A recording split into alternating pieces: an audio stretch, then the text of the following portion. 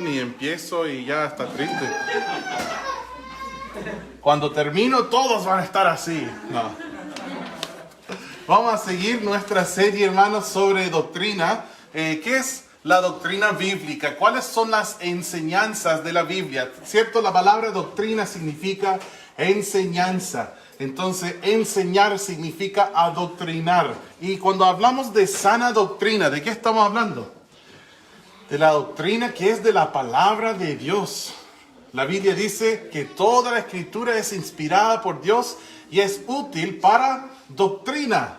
Enseñar es lo que dice, ¿cierto, hermanos? Para enseñar, para dar doctrina. Entonces, estamos viendo, ya son casi 3 meses que estamos estudiando cuáles son las doctrinas bíblicas que nosotros creemos. ¿Qué es la doctrina de nuestra iglesia? Hoy voy a empezar, como siempre, con una declaración y luego vamos a estar estudiando. Escuchen lo que dice. Creemos que el segundo nacimiento es irreversible y que la persona salva es segura en Cristo por toda la eternidad.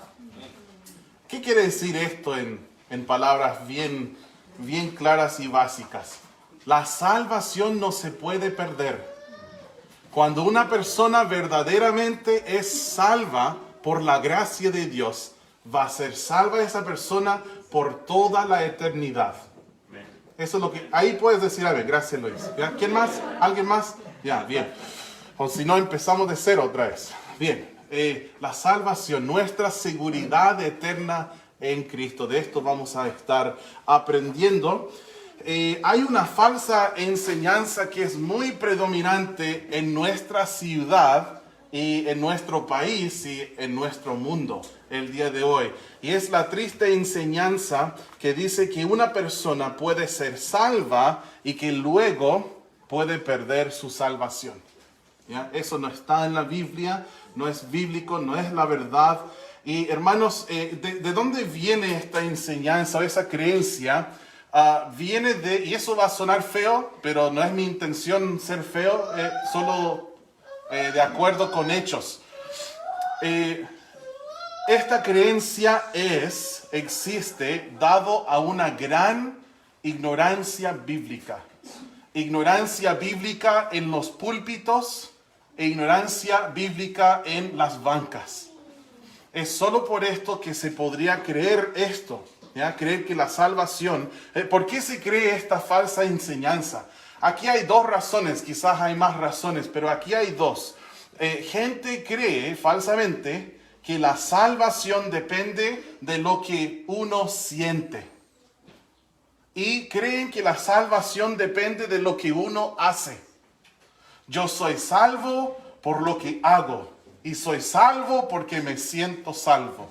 Ya no soy salvo porque no me siento como que estoy salvo. No soy salvo porque hoy día cometí un gran error. No, la salvación no depende de tus sentimientos y de tus obras. ¿De qué se trata la salvación? La salvación se trata no de lo que uno siente, ni de lo que uno hace, sino se trata de quién es uno. Se trata de tu identidad. Y se trata no de lo que hago yo, sino de lo que hizo Jesús. No de lo que siento, sino de quién soy. Porque cuando uno está en Cristo, nueva criatura es. Las cosas viejas pasaron y aquí todas son hechas nuevas. Alguien dice, ¿y esa persona podría ser salva? Y la respuesta es sencilla, depende. ¿Está en Cristo? Si está en Cristo, sí, es salva. Si no, no. ¿Esa persona puede ser salva? Depende. ¿Es un hijo de Dios o no es un hijo de Dios? Si es un hijo de Dios, es salvo. No se trata de lo que sientes, se trata de quién eres. De acuerdo con la palabra de Dios. No se trata de lo que tú haces. Se trata de lo que Jesús hizo en la cruz. Vamos a ver algunos versículos que podrían parecer al azar, ¿ya? Que son versículos definitivos. Así que acompáñenme, vamos a ir buscando versículos. El libro de Juan, ahí se encuentran los primeros 4 versículos que vamos a ver. Juan, capítulo 4, versículo 14. Hace como 10 años atrás,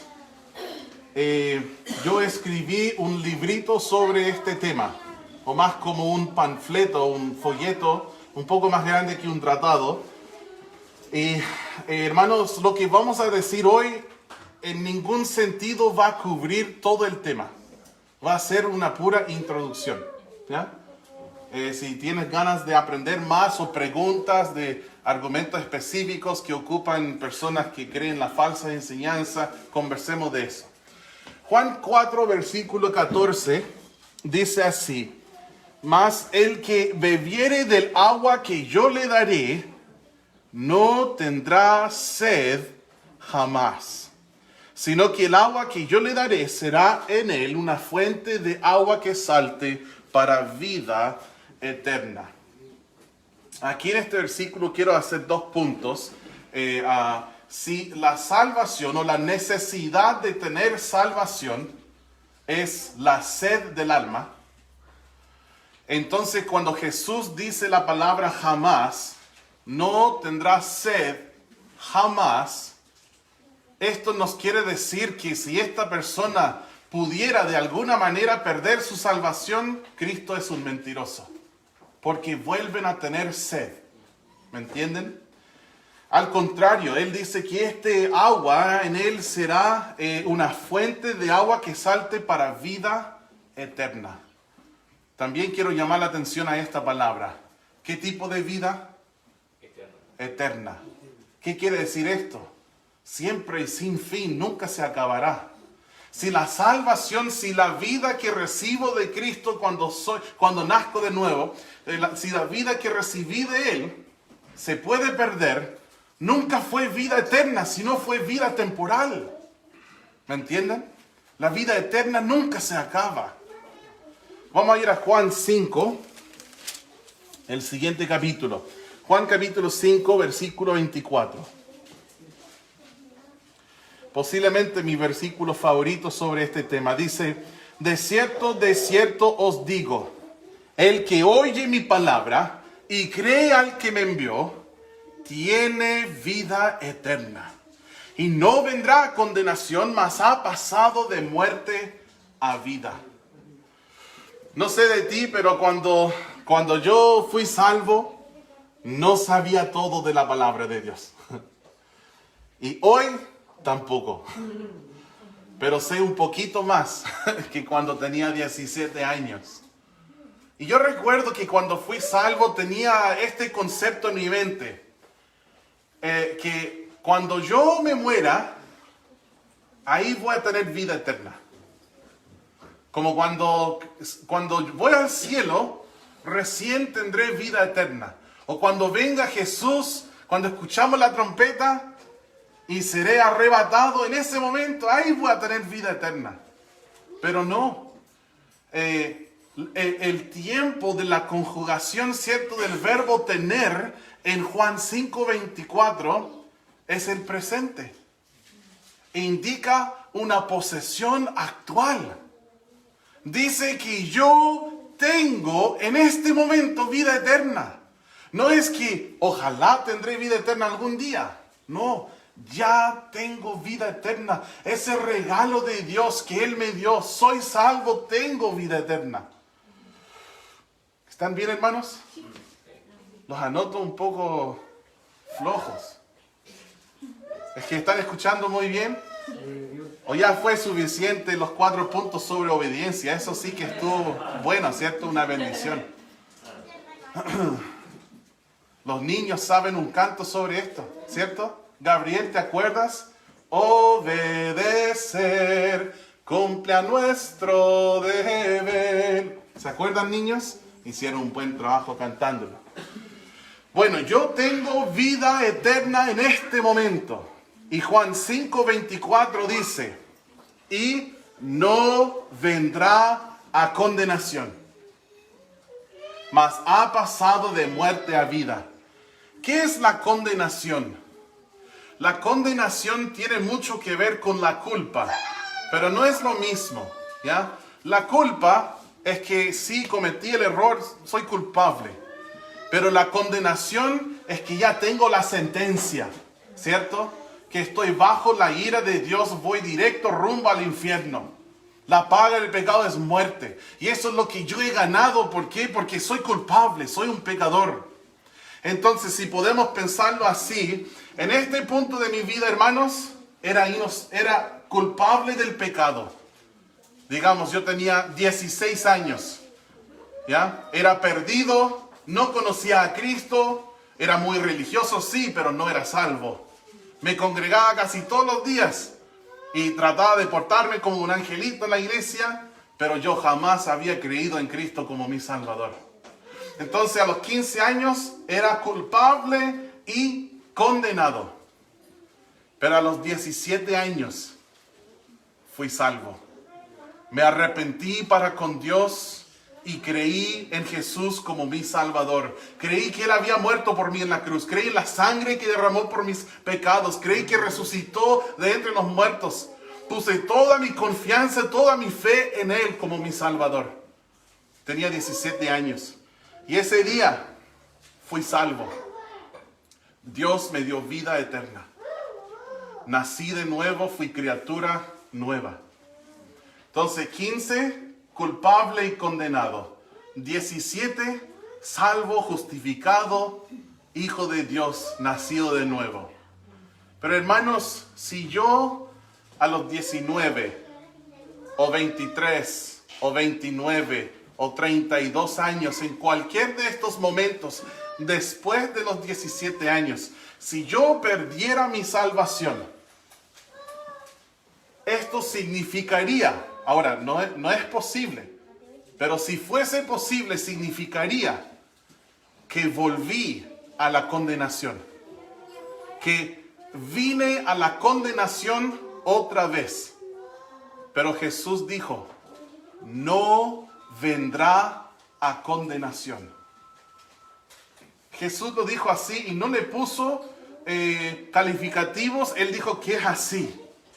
Él no puso condiciones, dijo que es así. No vendrá a condenación, tiene vida eterna. Y la última frase es impresionante. Él dice, más ha pasado de muerte a vida. Si nosotros nos pausamos por un momento y pensamos en la muerte, en la palabra de Dios. ¿Qué dijo Dios de Adán y Eva acerca del fruto del árbol? Que era prohibido. ¿Y qué les dijo que pasaría si comieran del árbol? ¿Qué les dijo? Dijo, ciertamente morirán. Eso es lo que les dijo. Ahí, hermanos, entró el pecado en el mundo. Ellos pecaron y murieron. Como dice Ezequiel 18:4, el alma que pecare, esa morirá. El pecado entró en el mundo por un hombre, y la muerte por el pecado. Hermanos, la muerte nos ha pasado a todos. Hemos recibido muerte por herencia, por cuanto todos pecaron. Romanos 5:12 habla de eso. La paga del pecado, ¿qué es? Muerte. En 1 Corintios 15 dice, en Adán todos mueren. Entonces, siendo descendientes de Adán, cada uno de nosotros, antes de conocer a Cristo como Salvador, hay mucho ruido, hermanos, ayúdenme con eso. Antes de conocer a Cristo como Salvador, nosotros estamos muertos espiritualmente. Adán y Eva, ellos no murieron físicamente el día que comieron del árbol. Adán vivió 930 años. Pero Dios dijo, el día que comieres de ese árbol, ciertamente morirás. La muerte que experimentaron fue una muerte espiritual. Y la Biblia habla claramente. Dice que Él nos dio vida cuando estábamos muertos en nuestros delitos y pecados. Eso es en Efesios 2:1. Y si sigues leyendo, nos habla acerca de eso. Y si tuviéramos que colocarle una palabra teológica, le diríamos la regeneración. ¿De qué se trata la regeneración? Que yo estaba muerto en mis pecados, pero cuando creí en Cristo como mi Salvador y nací de nuevo, el Espíritu de Dios me vivificó, dio vida a mi espíritu muerto y ahora tengo vida. Jesús dijo que si alguien cree en Él, no morirá eternamente. Yo estaba muerto e iba a morir eternamente. La Biblia habla de la segunda muerte, ¿cierto? El que no se halló inscrito en el libro de la vida fue lanzado al lago de fuego. Todos que no están escritos en el libro de la vida van a sufrir esta segunda muerte. Pero cuando yo creí en Jesús, pasé de muerte a vida. Esto es maravilloso. Y si solo nos ponemos a pensar en esta verdad bíblica, esta doctrina de la regeneración, uno jamás podría decir que la salvación se pierde. Pero hay mucha ignorancia acerca de estos versículos muy básicos y estas verdades que uno aprende al inicio de su caminar con Dios. Miren en Juan 6, 35, es algo que ya leímos. Lo vamos a volver a leer. Juan 6, 35, Jesús les dijo, yo soy el pan de vida, el que a mí viene nunca tendrá hambre, y el que en mí cree no tendrá sed jamás. Sigamos, hermanos, en Juan capítulo 10, por favor. Juan capítulo 10, gran pasaje que nos asegura nuestra seguridad eterna en Cristo si somos salvos. Dice en Juan 10, 27, mis ovejas oyen mi voz y yo las conozco y me siguen. Y yo les doy vida eterna. Oh, qué gran frase, ¿eh? No perecerán, ¿qué dice? Jamás, ni nadie las arrebatará de mi mano. Mi Padre que me las dio es mayor que todos y nadie las puede arrebatar de la mano de mi Padre. Yo escuché a alguien decir una vez, dijo Jesús que nadie las puede arrebatar de su mano, pero yo sí me puedo arrebatar de su mano. Si yo decido, yo sí puedo. Y yo le dije, entonces tú no eres nadie. Es que él dijo nadie, ni tú. Nosotros estamos seguros en el amor de Dios, quienes nos hemos arrepentido y creído en Cristo como Salvador. Él dice, les doy vida, ¿qué? Eterna. Y no perecerán, ¿qué? Jamás. Nadie las arrebatará de mi mano. Mi Padre que me las dio es mayor que todos y nadie las puede arrebatar de la mano de mi Padre. Ayer estuve conversando con Jorge y él me decía, nosotros conversamos con él, con Marcia, con Cote, acerca de la fe salvadora. Porque a veces uno le predica el evangelio a alguien y te dicen, pero yo siempre he creído, siempre he sido creyente. Y estuvimos tratando de entender cómo hacerles, cómo ayudarles a comprender que la fe salvadora no es igual que decir, entre comillas, soy creyente. Ahora, si estamos hablando bíblicamente, un creyente sí es un salvo, es un hijo de Dios. Pero si estamos entendiendo chilensis, ¿ya? Un creyente no significa nada. Dicen, soy creyente a mi manera. Ah, ya, pues, ahí entendí. Porque para ser salvo tiene que ser creyente a su manera. Tiene que ser creyente a esta manera, no de tu manera, ¿cierto? Entonces, ¿cómo ayudarles a entender acerca de la fe que es para salvación? Y depende mucho, hermanos, de esto. El objeto de la fe. La base de la fe. ¿Cuál es el objeto de la fe? Tú puedes tener toda la fe, todas las buenas energías, ¿cierto? Pero si tú crees que el mundo está sostenido por un elefante azul, tu fe no vale nada.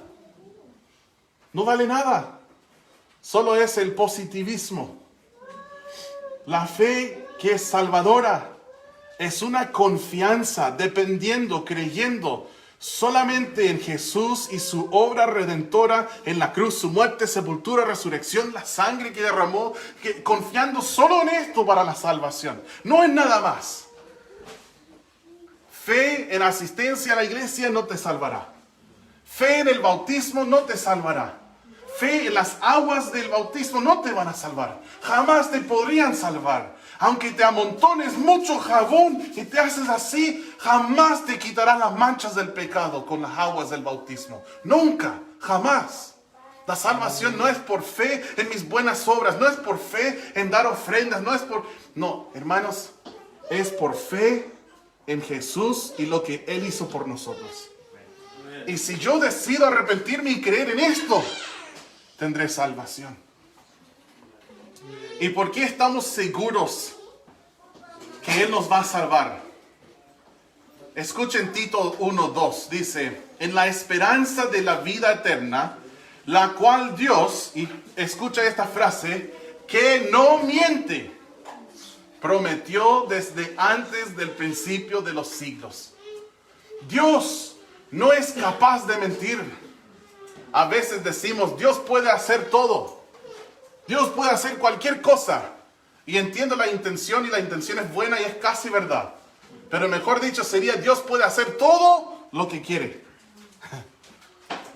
Porque Él jamás va a querer contradecir quién es. Si quiere aprender más acerca de quién es Dios, en el Instituto Bíblico Alumnos vamos a aprender sobre esto en la clase de doctrina el sábado con el hermano Fabián. Dios jamás hará algo que va en contra de su carácter, sus atributos, de quién es Él. Y mentir es 100% contrario a Dios. Y Él no puede mentir. Él no es capaz de mentir. No puede. Hay un lindo versículo, 1 de Juan 2:25, que dice, y esta es la promesa que Él nos hizo, la vida eterna. Dios no puede mentir. Y la base de nuestra fe, el objeto de nuestra fe, son sus promesas. Podríamos conversar toda la noche de experiencias o de lo que hemos observado. Dice, sí, la salvación se pierde porque una vez conocí a un fulano, hermano fulano, que servía en la iglesia, dirigía los cantos, recogía la ofrenda. Hermano fulano después se volvió ateo. ¿Y tú quieres decirme que él no perdió la salvación? No es lo que yo quiero decir, es lo que la palabra quiere decir. Él no perdió la salvación. Él nunca tuvo la salvación. Si uno es salvo, nacido de nuevo, no puede desnacer.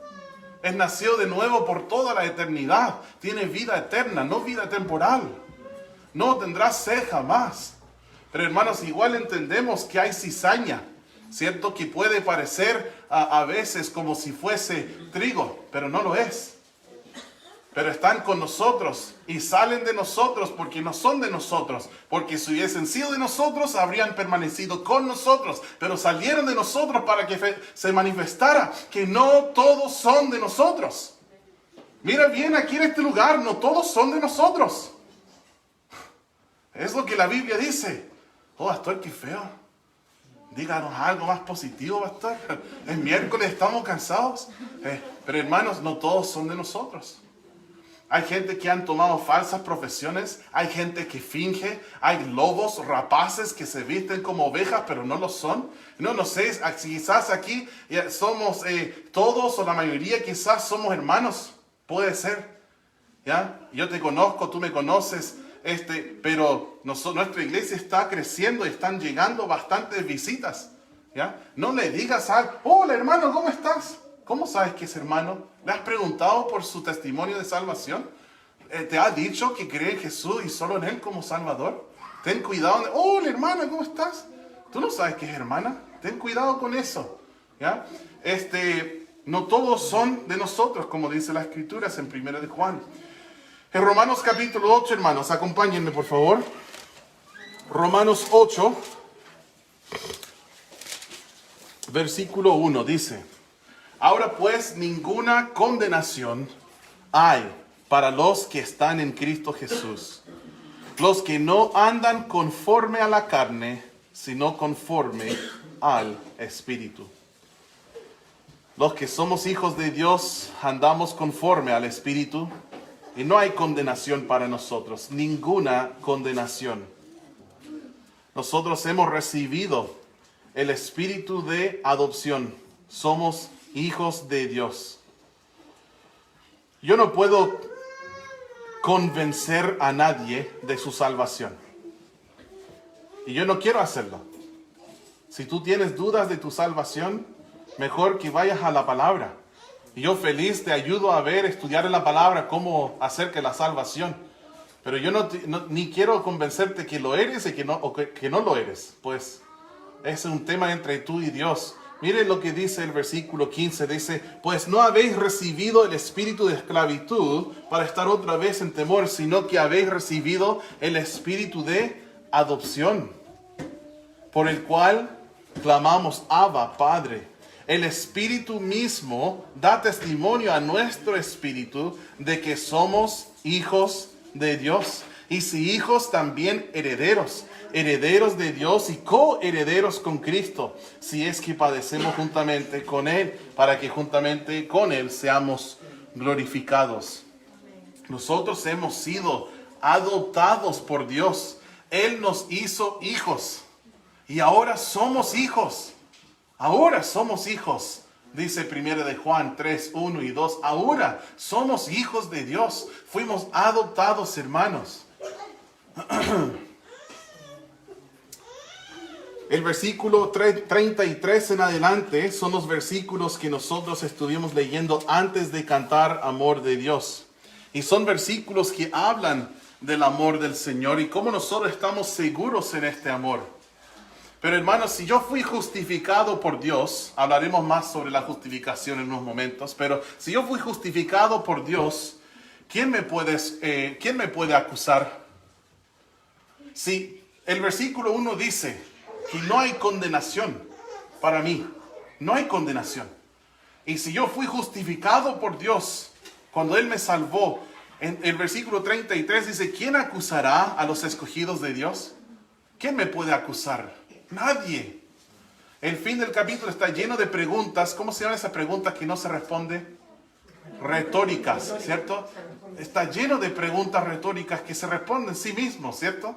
Entonces dice, nadie me puede acusar. ¿Quién me puede condenar? Si el versículo 1 dice que no hay condenación.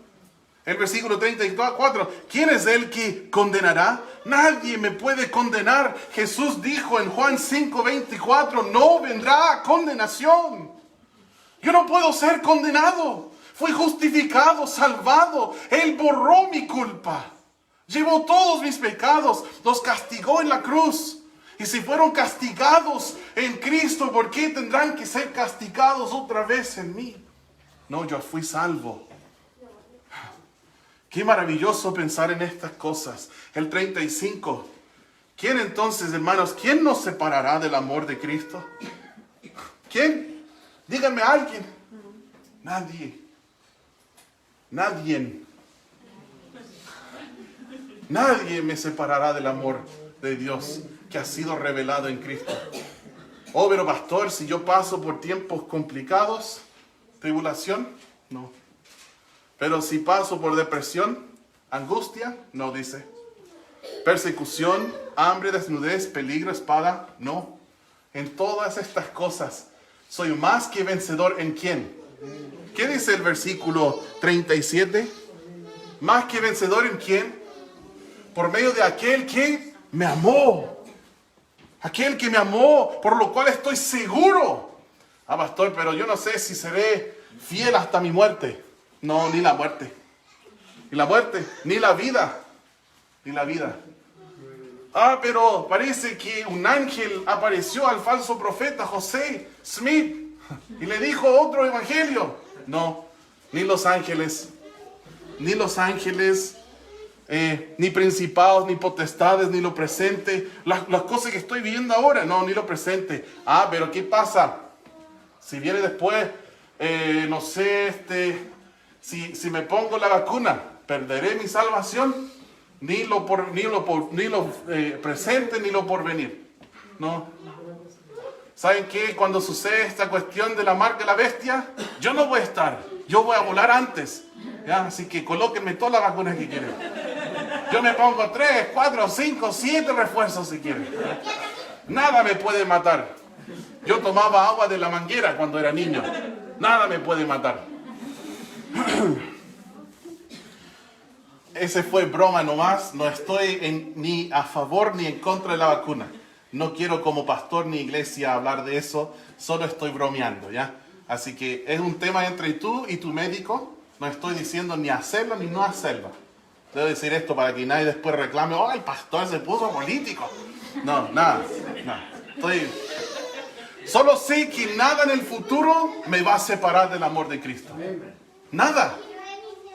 La bestia, el anticristo, nada me va a separar. Yo no tengo miedo de las cosas que están por venir. Yo estoy seguro en Cristo.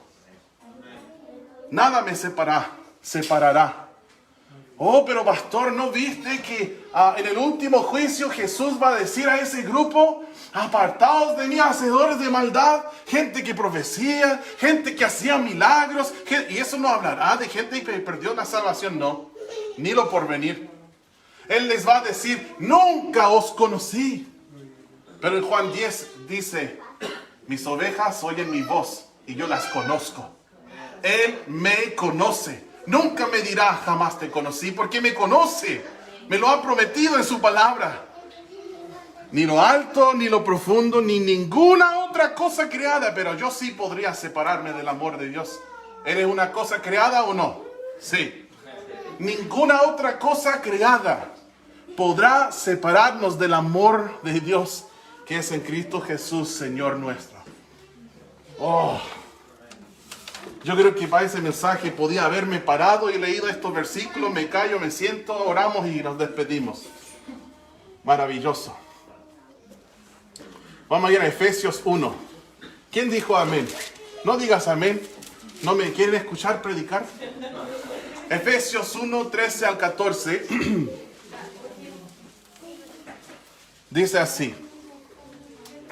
En él también vosotros, habiendo oído la palabra de verdad, el evangelio de vuestra salvación, y habiendo creído en él, fuisteis sellados con el Espíritu Santo de la promesa, que es las arras de nuestra herencia hasta la redención de la posesión adquirida para alabanza de su gloria. El versículo 13 es un muy buen versículo para que comprendamos la salvación bíblica. Tiene 3 verbos y yo siempre trato de recordar esos verbos para recordar cómo funciona la salvación.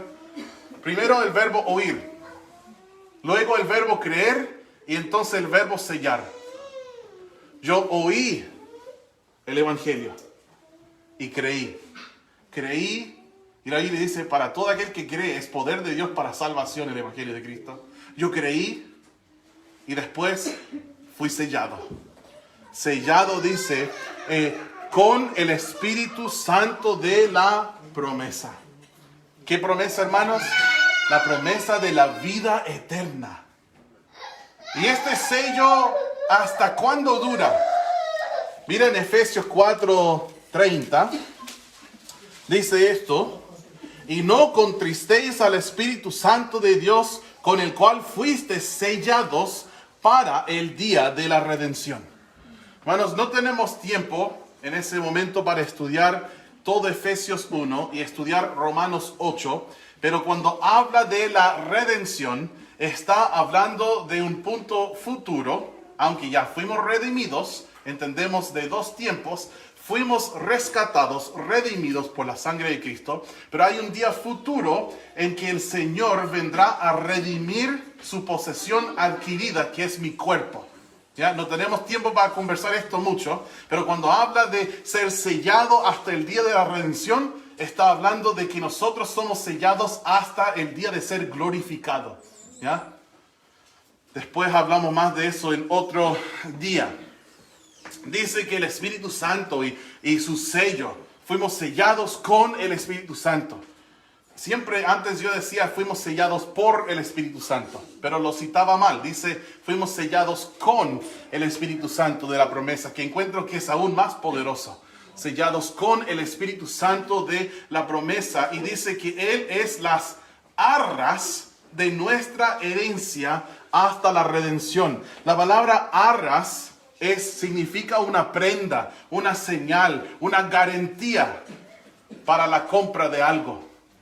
Y Dios nos compró con la sangre de Cristo, somos posesión suya, redimidos, y nos dejó las arras como garantía. Y un día vuelve por nosotros. ¡Wow! ¡Wow! ¡Qué impresionante! Yo oí el Evangelio, creí y fui sellado. Y este sello dura hasta el día de la redención. Filipenses capítulo 1, hermanos. Filipenses 1, el versículo 6. Dice, estando persuadido de esto, que el que comenzó en vosotros la buena obra, la perfeccionará hasta el día de Jesucristo. El día de Jesucristo es otra frase profética que tiene que ver con su segunda venida. Y el Señor empezó esta obra en nosotros. Él es el autor, ¿cierto?, de nuestra fe, pero también es el que va a perfeccionar, el consumador de la fe, hasta el día de Jesucristo. Vayan a 1 de Pedro capítulo 1 conmigo. Nosotros no solemos hacer esto, hermanos, ¿cierto? Ir de muchos versículos. Normalmente estamos en un pasaje, ¿verdad? Estudiando un texto. Pero a veces es muy provechoso un mensaje temático como este. Puede ayudarnos mucho.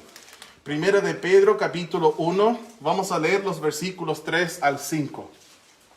Dice, bendito el Dios y Padre de nuestro Señor Jesucristo, que según su grande misericordia nos hizo renacer para una esperanza viva.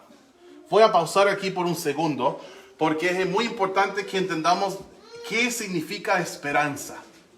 La palabra esperanza no es como la usamos hoy en día. Por ejemplo, me va mal en el colegio, pero estoy echándole ganas para poder salir bien y terminar bien, y mi esperanza es que pase de curso. Es como decir, ojalá, ¿cierto? Pero este no es un buen uso.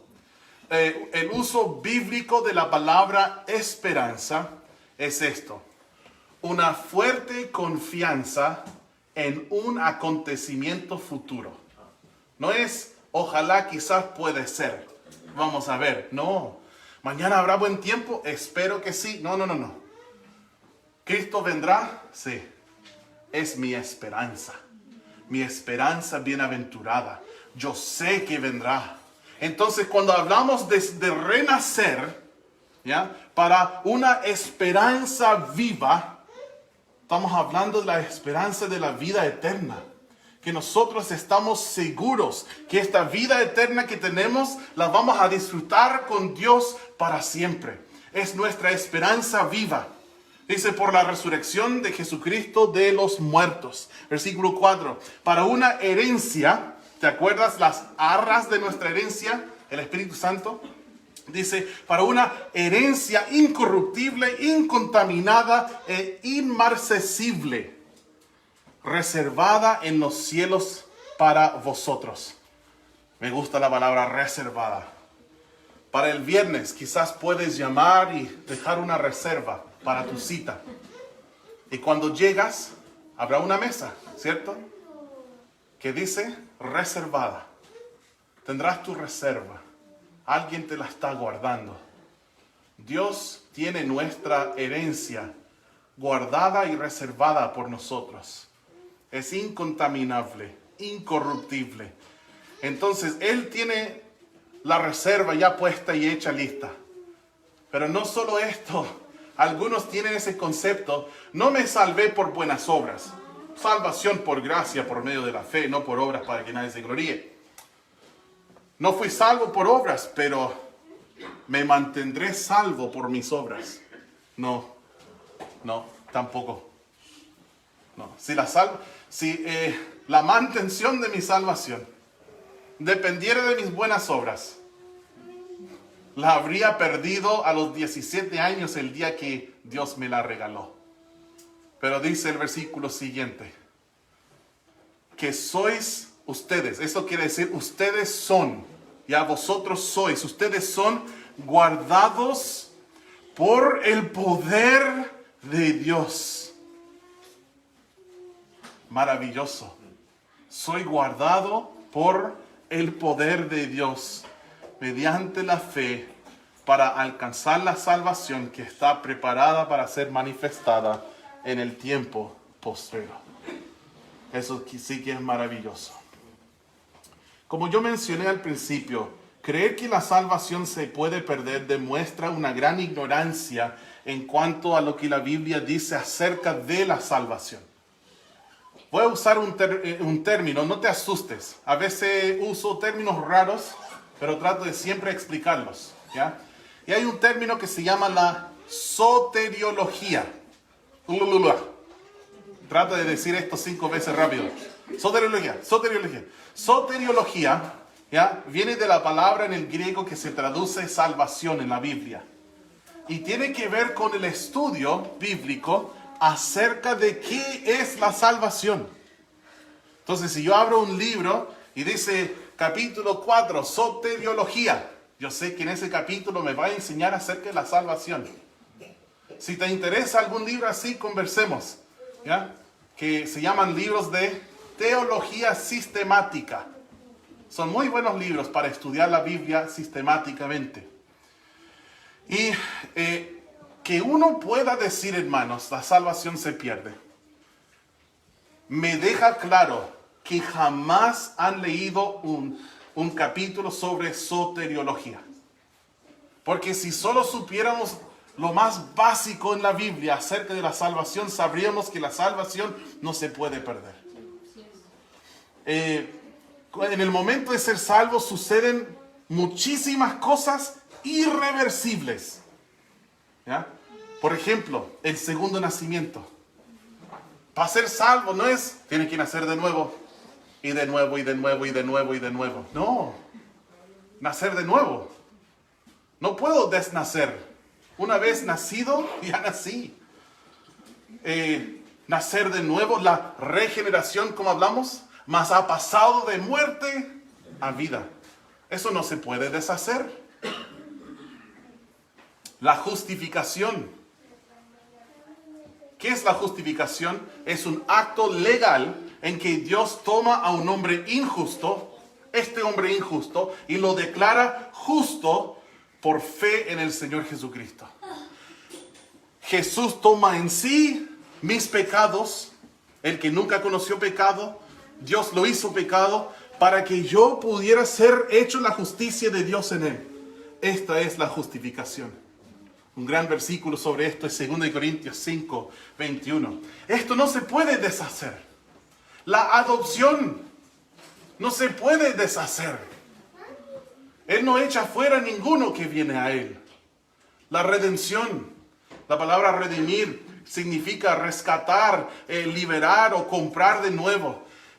Yo puse acá la definición del diccionario Real Academia Española, que no suelo hacer, pero me gustó la definición de la palabra redimir. Dice, rescatar o sacar de esclavitud al cautivo mediante precio.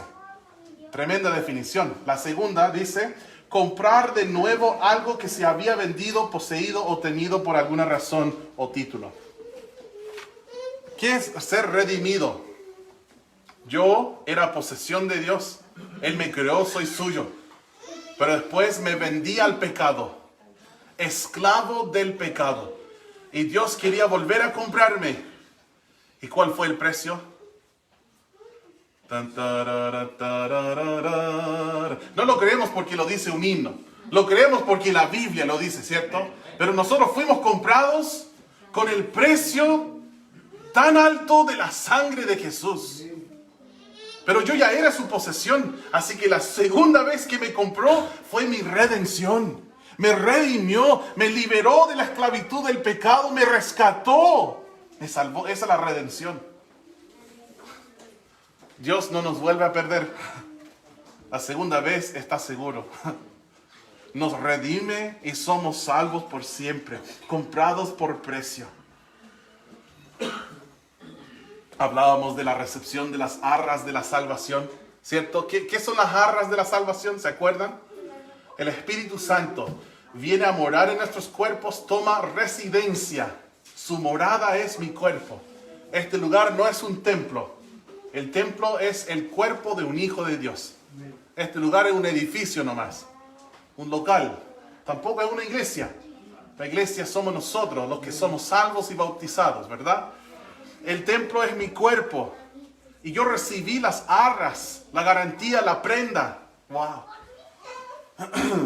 Hablábamos también de la recepción del regalo de la vida eterna, no temporal. Otra palabra que quería mencionar es la palabra propiciación. No es una palabra que conversamos muy seguido, excepto cuando estamos leyendo la Biblia, ¿cierto? Ahí vemos acerca de la propiciación. La propiciación tiene que ver con el apaciguamiento. Espérenme, puedo hacerlo. Confío en mi apaciguamiento de la ira de Dios. Dios está enojado con el pecado. Y está enojado con los pecadores. Y la ira de Dios está revelada contra el pecado. Y Él ha establecido un solo valor que puede satisfacer su ira. Y ese valor, ese precio, es la sangre de Jesús. Y cuando este precio le fue ofrecido de parte de Ignacio, de parte de Fabián, y de Pablo, y de Olivia, y de todos nosotros, Dios dijo, este precio lo acepto. Y su ira fue así. De eso se trata la propiciación. Cuando yo creí en la sangre de Jesús, mire lo que dice Romanos 3:25. Romanos 3:25 dice, a quien Dios, hablando de Jesús, Dios puso a Jesús como propiciación por medio de ¿qué? La fe en su sangre. Cuando yo confié en la sangre de Jesús para mi salvación, la ira de Dios fue apagada, apaciguada. Y esto no se puede deshacer. Es irreversible. ¡Wow! Podríamos hablar mucho más sobre la salvación, hermanos. Pero cuando uno entiende estas cosas, que ojo, son cosas básicas de la Biblia, ¿cierto? Son cosas sencillas. No estamos hablando de nada que son conceptos altos.